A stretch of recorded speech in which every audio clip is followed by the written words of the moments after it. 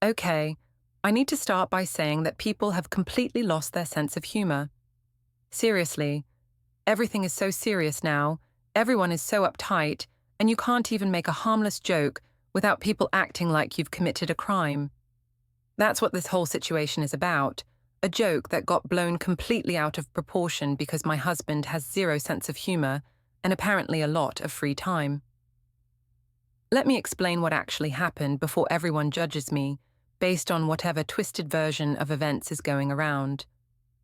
I've been working at Meridian Tech for 3 years.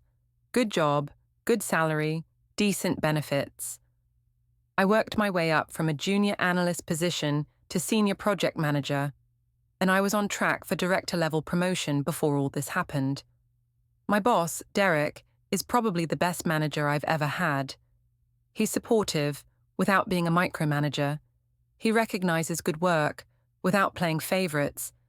He actually listens to ideas instead of just talking over people like my last boss did. He gives constructive feedback, fights for his team's resources, advocates for our professional development. He's also, and I'm just stating objective facts here, objectively attractive. Like, movie star attractive. Tall, probably 6'2" or 6'3", with dark hair that's always perfectly styled, but not in a way that seems like he tries too hard. Great smile, the kind that reaches his eyes and makes you feel like you're the only person in the conversation. That natural charisma that makes everyone in a meeting pay attention when he talks, that makes clients trust him immediately, that makes executives listen to his proposals. And everyone notices. It's not just me. This is important. The women in my department joke about it all the time. In the break room, in the ladies' room, in whispered conversations during boring all-hands meetings. Did you see Derek's new suit?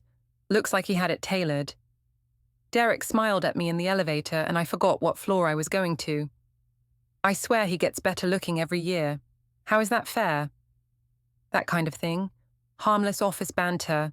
The kind of conversation that makes the workday more fun, more bearable when you're dealing with difficult clients and impossible deadlines. It's not serious. It's not predatory. It's just humans acknowledging another human is attractive. Men do it too, though they're more subtle about it. I've heard guys in my department talk about the new hire in marketing, about the woman who works reception, about people they find attractive. Nobody reports them to HR. Nobody accuses them of harassment, because everyone understands it's normal to notice when someone is good-looking. But apparently, when I do it, it's different. My husband Josh works in software development, remote, has worked remotely for the past 4 years, since before COVID made it normal. He sits in our spare bedroom in sweatpants all day, taking meetings from the shoulders up where he has to wear a button down, but below the camera it's just gym shorts and slippers, never interacting with actual human beings except through screens, never going to an office, never dealing with workplace dynamics, never understanding the social nuances of spending 40+ hours a week with the same group of people. He has no idea what normal office culture is like, no understanding of how people actually talk to each other when they're in an office environment 5 days a week, no concept of work friendships, of inside jokes, of the way you develop shorthand and banter with people you see more than you see your own family. I tried to explain it to him once, tried to describe what it's like to spend 9 hours a day in meetings and at desks and in break rooms, how you need to make it bearable, how humor and light personal connections are what make work tolerable instead of soul-crushing. He didn't get it, said it sounded unprofessional, said when he's working, he's focused on work, not on socializing. Of course he is. He's in a room by himself. He doesn't have the option to socialize. But he acts like his isolation is superior, like my need for human connection at work is some kind of weakness. So when I came home one day and mentioned my work crush, I was joking. Obviously joking. Using the kind of language everyone uses about attractive celebrities, or people you see at the gym, or the barista at your regular coffee shop. It's not serious. It's not real. It's just a fun, harmless way to describe someone you think is good-looking without meaning anything by it. We'd had a particularly good team meeting that day. Derek had presented our quarterly results to the executive team, and they'd been so impressed they'd approved budget increases for all of our projects. He came back energized, excited, grateful to the team. Bought us all lunch from the nice Italian place downtown. Made a point of thanking each person individually for their contributions. It was a good day, the kind of day that reminds you why you chose this career, why you work hard, why you care about your job. Derek was in a great mood today, I said when I got home, pouring myself a well-deserved glass of wine. Josh was at the kitchen table with his laptop, still working even though it was past 6. My work crush energy was off the charts. Josh looked up from his laptop, that slightly glazed expression he gets when he's been staring at code all day. Your what? Work crush. You know Derek. He's objectively hot, and he was especially charming today. Made a presentation that had everyone engaged, got us more budget, bought the team lunch. It was impressive. You have a crush on your boss? His voice had changed, sharper, more focused. I laughed, not picking up on the shift. It's not a real crush. It's a work crush, like how people have a gym crush or a coffee shop crush. Someone you think is attractive, but it doesn't mean anything. It's just acknowledgement of objective reality. He didn't laugh. He just stared at me with this weird expression I couldn't quite read. Something between confusion and calculation. What? I said, starting to feel defensive even though I didn't know why. Oh, come on, you have to admit he's attractive. I've shown you his LinkedIn photo. Everyone agrees he's good-looking. It's not a controversial statement. I don't look at your boss's LinkedIn, Josh said flatly. Well, he's on our company website too. In the leadership section, very photogenic. Anyway, it's not a big deal. Everyone at work thinks he's attractive. It's just a fact. Like how everyone knows Brad Pitt is attractive or Ryan Gosling or whoever. It's just objective reality. Everyone at work talks about how hot your boss is? The way he said it made it sound sordid, inappropriate, like we were doing something wrong. Not like that. Not in a gross way, it's just acknowledged. Like how you might notice someone is tall or has a nice voice. It's just observation. And Derek is married anyway. Well, was married. His divorce just finalized. But that's not the point. The point is, it's just harmless acknowledgement that he's attractive. His divorce just finalized. Josh repeated the words slowly. Yeah, like 6 months ago. It's not a secret. He mentioned it in a team meeting when someone asked about his wedding ring. He was very professional about it. So your single attractive boss that you have a work crush on. Oh my God, Josh, you're making it weird. It's not weird. Everyone thinks their boss is either attractive or unattractive. I just happen to have one that falls in the attractive category. That doesn't mean anything. He went back to his laptop without saying anything else, but I could see his jaw was tight. I thought he was just being moody. Josh got like that sometimes, especially when work was stressful. I didn't think anything of it. I should have. I should have seen the way he was processing, categorizing, building something in his head. But I didn't. I just finished my wine and started making dinner, while Josh typed furiously at his laptop like he was angry at the code. Over the next few weeks, I might have mentioned Derek a few more times, because he's my boss. We interact every day. He's a big part of my work life. When something good happens at work, it usually involves Derek because he's the one who approves projects, assigns responsibilities, gives feedback. Derek loved my presentation today. Derek is sending me to that conference in Austin. Derek brought in donuts for the team. Normal work updates. The kind of thing you tell your spouse when they ask about your day. But apparently, Josh was keeping track. Counting how many times I mentioned Derek. Analyzing my tone. Building this narrative in his head that I was obsessed or something. Then came the company holiday party. I was excited about it.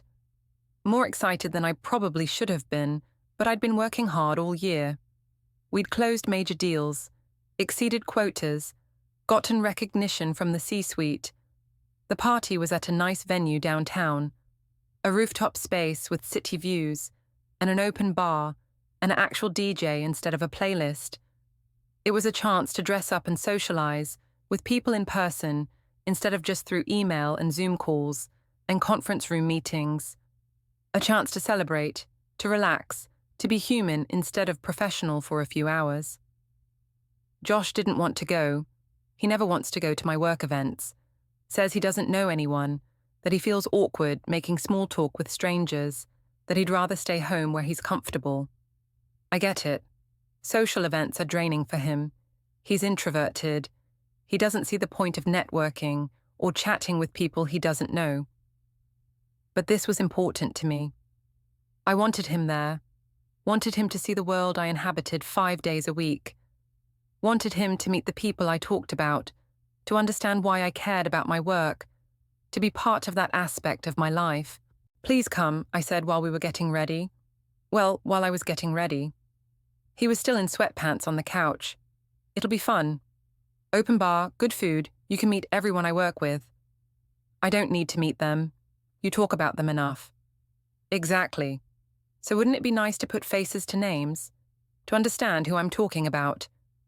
He sighed like I was asking him to climb a mountain. Do I have to? You don't have to do anything, but I want you to. It's important to me. Another sigh. Fine, but I'm not wearing a tie. You have to wear a tie. It's business formal. Then I'm not going. We went back and forth for 20 minutes, finally compromised on a suit with no tie, which I knew would make him stand out since everyone else would be in full business attire, but at least he'd agreed to come. I wore a black dress I'd bought specifically for the party. Not too formal, not too casual, appropriate for a work event, but still made me feel good. Heels that added 3 inches. Jewelry Josh had given me for our anniversary. I looked professional but nice. Exactly what you're supposed to look like at a company holiday party. You look nice, Josh said grudgingly when I came out of the bedroom. Thank you. I spun around. Appropriate for a work party? Sure.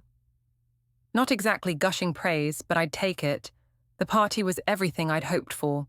The venue was beautiful, string lights everywhere, the city skyline twinkling beyond floor-to-ceiling windows, tables with white linens and actual centerpieces instead of the sad potlucks we usually had for office celebrations. The bar had top-shelf liquor. The food was catered, not just pizza and sandwiches. Meridian had really invested in making this special. Everyone was in a good mood. People I usually only saw in formal business settings were laughing, loose, human.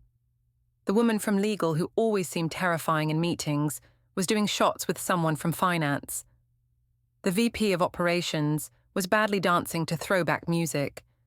It felt like we were all in this together, like we were a team instead of just colleagues. I introduced Josh to my team, to some people from other departments, tried to include him in conversations, draw him out, make him comfortable. But he was quiet, awkward, like always, standing by the bar with his arms crossed, nursing 1 gin and tonic for 2 hours, like he was afraid that if he finished it, he'd have to keep socializing. This is Emily. She's on my team, I'd say. Emily, this is my husband, Josh. Hi, Emily would say, bright and friendly. Sarah talks about you all the time. Hey, Josh would mumble, not making eye contact. Painful. Every introduction was painful. I kept trying to pull him into conversations. Josh works in software development. Josh was just telling me about this project he's working on. Josh is really good with tech stuff if you ever need help. But he wouldn't engage. Just stood there like he was being tortured. After an hour of this, I gave up and just let him stand by the bar alone while I actually enjoyed the party. Talked to my co-workers, laughed at jokes, had a few drinks, let myself relax for once. If Josh wanted to be miserable, that was his choice. I was going to have fun. Derek came over around 9 p.m. to say hello. He'd been making the rounds all night. That's the kind of manager he is. Makes an effort to talk to everyone, remembers details about people's lives, asks about their families, genuine interest, not fake corporate politeness. "Sarah, great to see you." He had that big smile, the one that made his whole face light up. He'd loosened his tie, top button undone, the most casual I'd ever seen him. "And you must be Josh." He extended his hand. "I've heard so much about you. Sarah's always talking about the cool projects you're working on." I'd mentioned Josh maybe twice to Derek.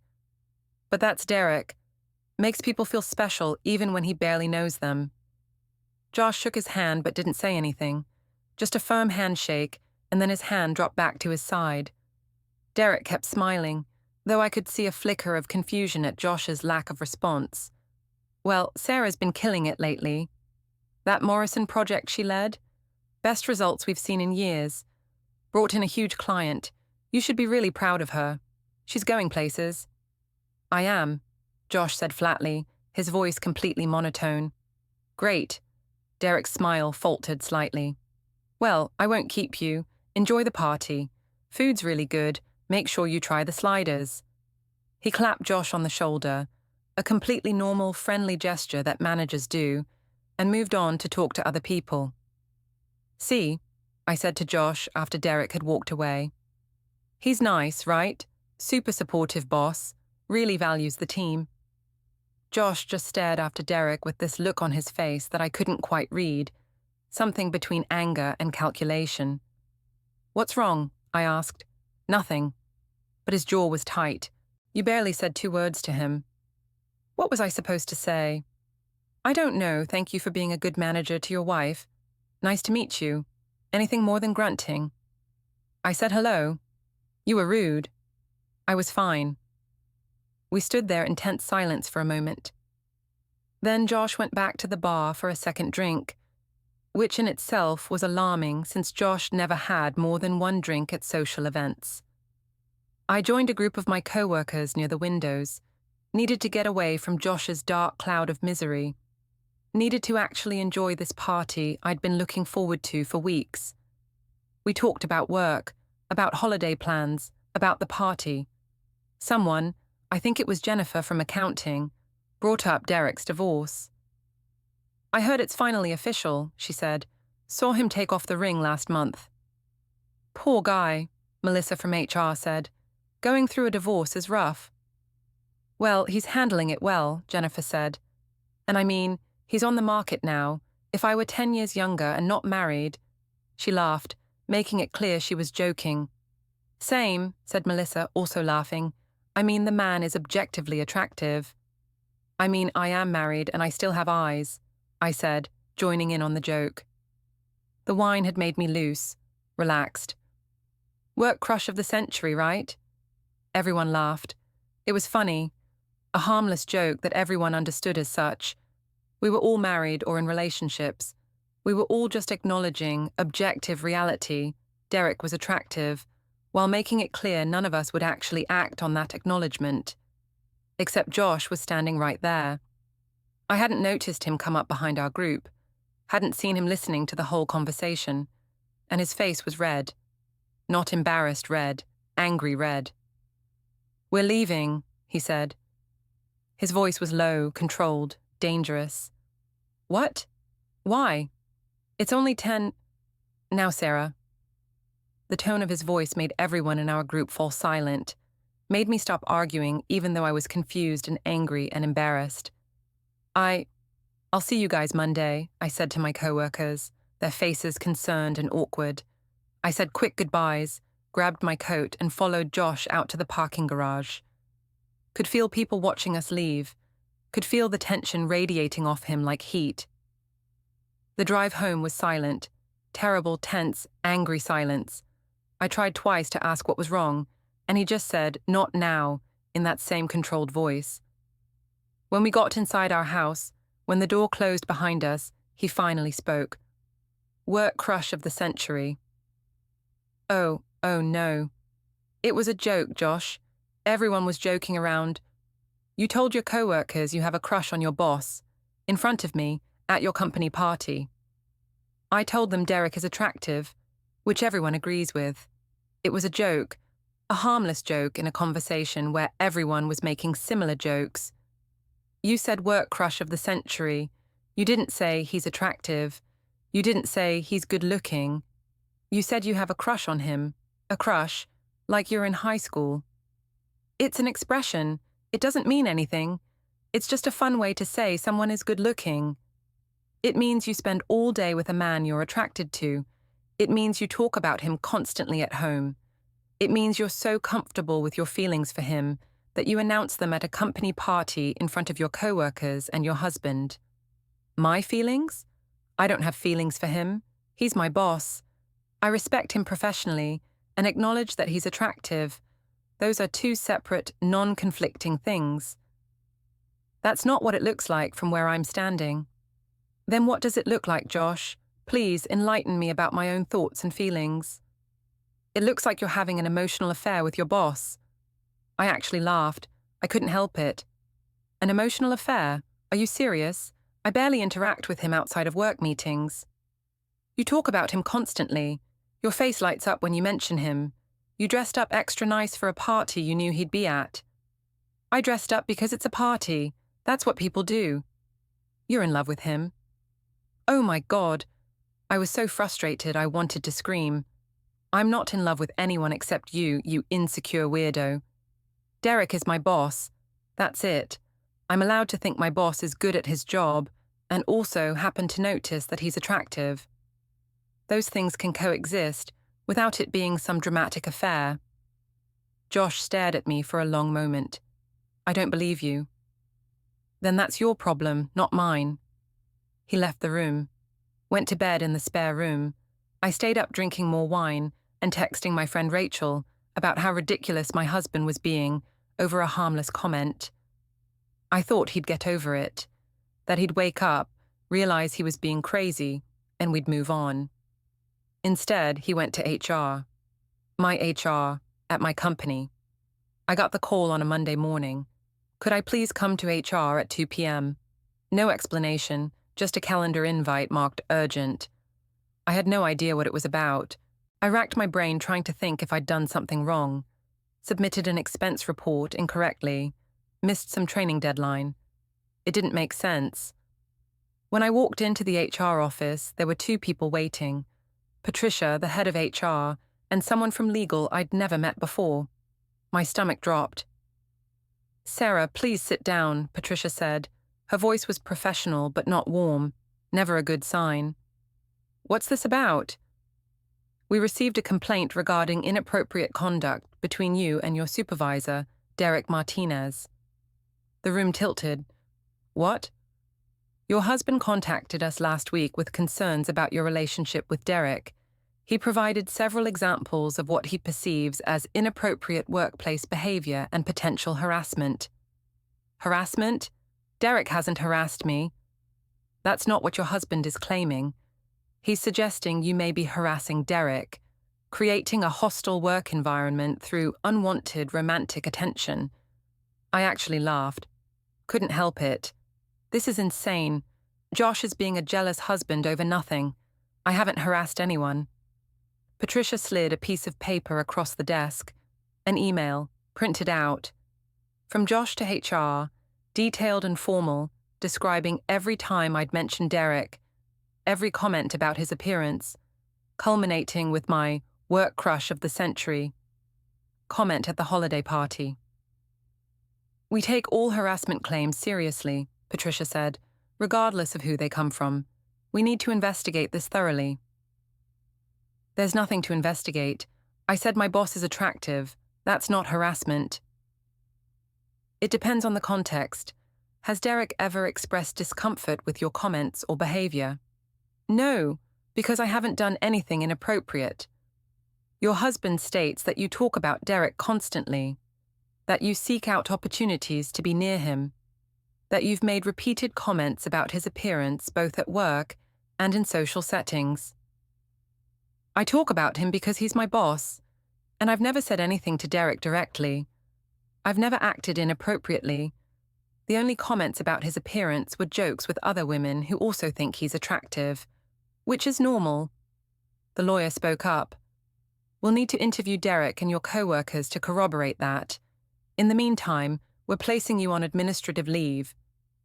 You're suspending me. It's standard protocol during harassment investigations. You'll receive full pay, but you cannot come to the office or contact any co-workers, especially not Derek, until the investigation is complete. I sat there in shock. This couldn't be happening. My husband had actually reported me to my company for harassment because I called my boss attractive. How long will this take? Usually 2 to 3 weeks. We'll be in touch. I left the building in a daze, sat in my car and called Josh. What the fuck did you do? I reported concerning behavior to your HR department. You tried to get me fired. I reported what you told me, what I witnessed. If you haven't done anything wrong, the investigation will show that. You know I haven't done anything wrong. You're just insecure and jealous. I'm protecting my marriage. By destroying my career, by humiliating me. Everyone at work is going to know about this. Maybe that will make you think twice about having inappropriate relationships with your superiors. I stopped. There was no point. He'd made up his mind. I can't believe you did this. I can't believe you've been emotionally cheating on me for months and acting like I'm crazy for noticing. He hung up. I went home, to my parents' house, not to Josh. Couldn't be in the same space as him. Couldn't look at him without wanting to scream or cry or throw things. The investigation took 3 weeks, the longest 3 weeks of my life. I wasn't allowed to contact anyone from work, couldn't even log into my email to check on projects I'd been leading, couldn't reach out to my team to explain what was happening. Just sat at my parents' house, stress-eating and doom-scrolling social media, waiting for my professional life to either resume or end entirely. My phone buzzed constantly with texts from co-workers asking what happened, why I wasn't at work, was everything okay? I couldn't answer them. HR had been clear, no contact with anyone at Meridian during the investigation. I imagined what they were hearing, the whispers in the break room, the speculation in Slack channels. Sarah's on leave. Why? Some kind of investigation. About what? I heard it has to do with Derek. My reputation was being destroyed in real time, and I couldn't even defend myself. My mother tried to be supportive, but she didn't really understand. I'm sure it'll all blow over. Just tell them the truth. But what was the truth? That I'd made jokes about my boss being attractive, that I'd used the phrase work crush at a party, that my husband had weaponized normal office banter to try to destroy my career. None of it sounded believable, even to me. I called a lawyer, employment law specialist, explained the situation. Do I have a case against Josh? Against the company? Can I sue for defamation or something? She was sympathetic but not encouraging. Your husband reported concerns to your employer. Even if those concerns are unfounded, he has the right to make a report, and your company is required to investigate harassment claims. They're actually protecting themselves by doing this investigation. If you sued, you probably wouldn't win. So I just have to sit here while they destroy my reputation. If the investigation clears you, then your reputation should be fine. Should be. Not will be. Should be. I hung up feeling even worse. Josh tried to call a few times. I didn't answer. What was there to say? He'd made his choice. He'd decided that his jealousy was more important than my career, my mental health, my future. There was no coming back from that. He left voicemails. We need to talk about this. I'm worried about you. Please call me back. I deleted them without listening all the way through. 3 weeks and 2 days after the suspension started, Patricia called me back in. The building felt different when I walked in. Like everyone was staring at me, even though logically most people had no idea who I was or what had happened. I felt branded, marked, the woman under investigation. Patricia was alone this time, no lawyer. I couldn't tell if that was good or bad. The investigation is complete, she said after we sat down. Her face was neutral, professional. Gave away nothing. And? She folded her hands on the desk. Took a breath. We interviewed Derek, your entire team, and several other employees who were at the holiday party. Additionally, we reviewed your email correspondence, your calendar history, and your work chat logs. My stomach dropped. They'd gone through everything, every message, every meeting, every interaction catalogued and analyzed. The consensus is that while your behavior wasn't technically harassment in the legal sense, it was inappropriate for the workplace. It created an uncomfortable dynamic that we need to address. Inappropriate how? My voice sounded hollow even to my own ears. Multiple co-workers confirmed that you frequently comment on Derek's appearance, that you've made jokes about having a work crush on multiple occasions, not just at the party, that you sometimes volunteer for projects or meetings that will have more interaction with him when other team members could handle those assignments just as well, that you've mentioned his personal life, his divorce, his dating situation, in ways that suggest an unusual level of interest in his private affairs. So I'm a good employee who wants FaceTime with my manager, so I notice when my boss is going through a difficult personal situation. How is that inappropriate? Sarah, Patricia leaned forward. Derek is uncomfortable. He states that he never noticed your behavior as particularly concerning until your husband's complaint prompted him to think back and examine the pattern. Now that he's aware of it, he feels that there may have been dynamics he overlooked or minimized, unnecessary compliments that felt awkward, finding reasons to stop by his office that weren't strictly work-related, lingering after meetings longer than other team members, comments about his appearance or his personal life that crossed professional boundaries. I stop by his office because he's my boss. I linger after meetings because I have follow-up questions that I don't want to ask in front of the whole team. I comment on his appearance, rarely by the way, in conversations with other women who are also commenting on his appearance. Derek has provided specific examples. She opened a folder. Read from notes. November 15th, you complimented his tie and asked where he bought it. When he said his ex-wife bought it, you said, her loss in reference to the divorce. I remembered that. It had been a joke. A sympathetic joke after he'd made a self-deprecating comment about how his ex got all the good furniture in the divorce. Everyone had laughed. October 8th, you stopped by his office to discuss a project and mentioned that he looked tired, asked if he was okay, offered to bring him coffee. He appreciated the gesture at the time, but in retrospect, feels it was inappropriately personal. So, being considerate was inappropriate now, noticing when someone looked stressed and offering help. September 22nd, at a team happy hour, you told Derek that if you were single, he'd be your type. Oh God, I had said that. We'd been playing that stupid game, What's Your Type, that someone had started. Everyone was joking around, naming celebrities, describing abstract qualities. And yes, I'd said Derek fit my type. As a joke, in a group setting, with lots of alcohol involved. But written down in an HR file, it looked damning. Patricia continued, Derek feels, in retrospect, that the dynamic between you was inappropriate. He's uncomfortable continuing to supervise you.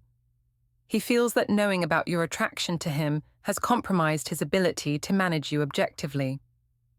So what does that mean? I already knew, could feel it coming. We're transferring you to a different department. You'll report to Karen Stevens in operations.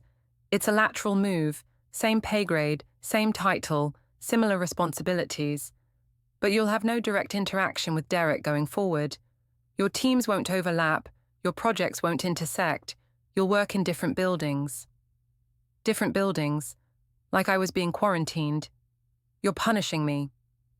We're resolving a workplace issue in a way that ensures everyone can feel comfortable. You're not being fired. You're not being demoted. But we need to ensure an environment where all employees feel safe. What about Derek? Is he being transferred? Derek hasn't done anything wrong. He's the victim in this situation. Victim. She called him the victim. Derek, who was perfectly fine until Josh put ideas in his head. This is unbelievable. You can start Monday. HR will send the details. I left that office feeling like I'd been hit by a truck, transferred, humiliated, all because Josh couldn't handle me making an offhand comment about my boss being good-looking. I filed for divorce the next week. Couldn't even look at Josh without fury consuming me, without seeing everything he'd taken from me. He'd destroyed my career trajectory, my reputation, my standing at a company I'd worked at for 3 years, all because of his jealousy and insecurity. He actually seemed surprised when the divorce papers were served. "You're divorcing me over this? You sabotaged my career. You reported me to my employer for a joke. Yes, I'm divorcing you. I was trying to save our marriage. You were trying to control me. You were trying to punish me for having a life outside of our house. You were trying to make me as small and isolated as you are. That's not... You work from home. You never go anywhere. You have no friends. You have no life. And you couldn't stand that I did. That I had co-workers I liked, a boss I respected, a career I enjoyed. So you tried to take it away from me. I thought you were having an affair. Based on what? Based on me saying someone was attractive? Do you know how many times I've heard you comment on actresses in movies, on women at the gym, on our neighbors? I never accused you of having affairs because I'm not a paranoid psychopath. That's different. It's not different. You just decided that when I do it, it means something sinister, because you're insecure and you wanted to punish me. The divorce was quick.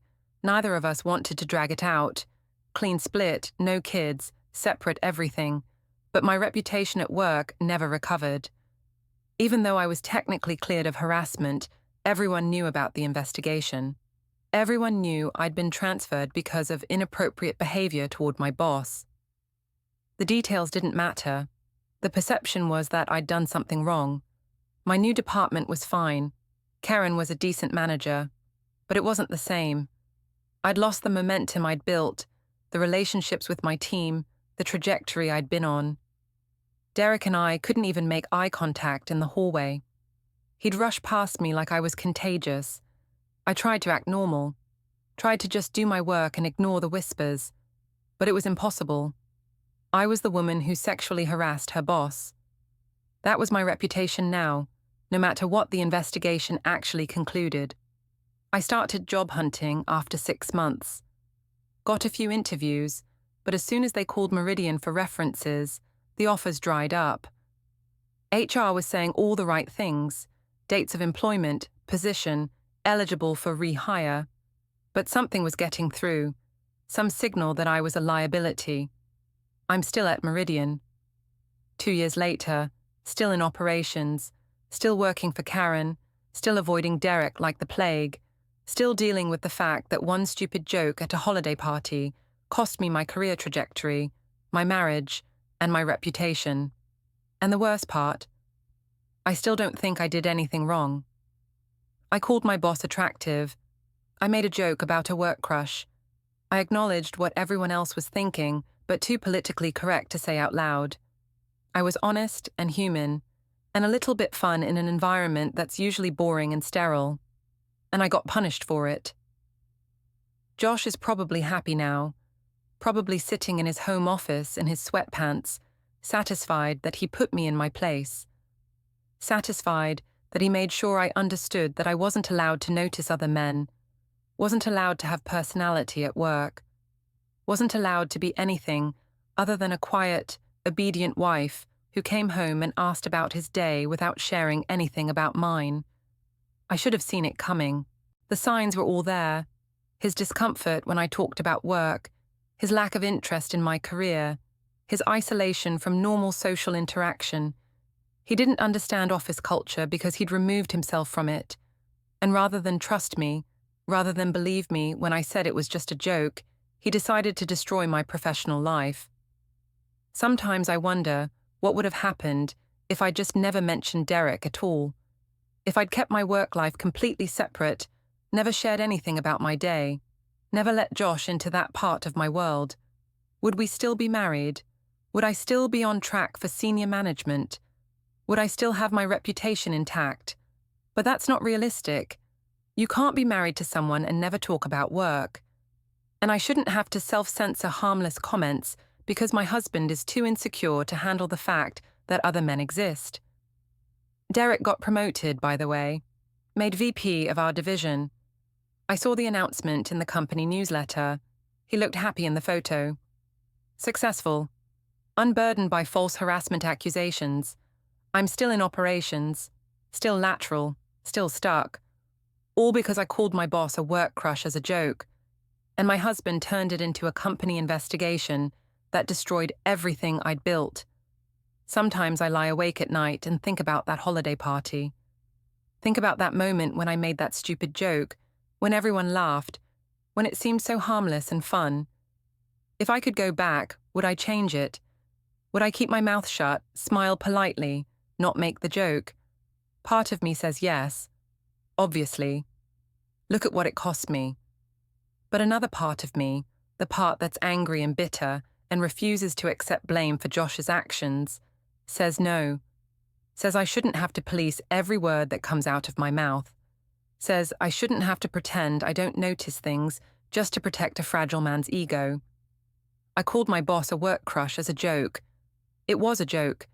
And if people can't tell the difference between a joke and a confession, between office banter and harassment, between being friendly and being inappropriate, then maybe the problem isn't me.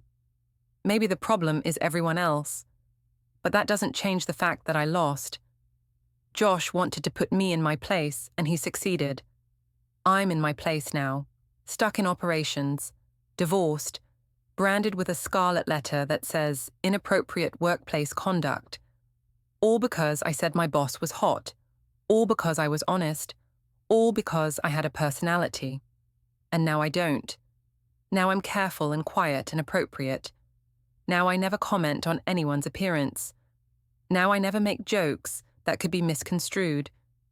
Now I'm exactly what Josh wanted me to be.